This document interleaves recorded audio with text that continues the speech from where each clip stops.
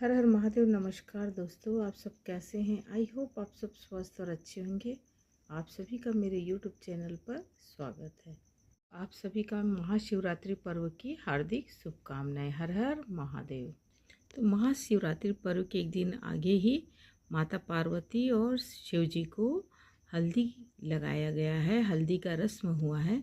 चलिए आप सभी को मैं ये हल्दी की रस्म दिखाती हूँ। आप सब लोग वीडियो पर बने रहिएगा और लाइक शेयर सब्सक्राइब करिएगा, कमेंट भी करिएगा। हर हर महादेव। हम शांति क्रांति की अंगारियां कर देंगे उद्धार।